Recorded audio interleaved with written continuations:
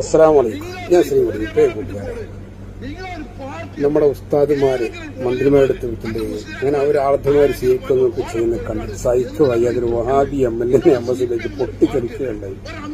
ബഹുമാനപ്പെട്ട മന്ത്രി ശിവകുട്ടിക്ക് ഒരുപാട് നീണ്ട ഉപദേശങ്ങളാണ് നൽകുന്നത്. ആ ബഹുമാനപ്പെട്ട MLAയോട് എനിക്ക് പറയാനുള്ളത്, നിങ്ങൾ കാലം മാറിയത് മനസ്സിലാക്കുക.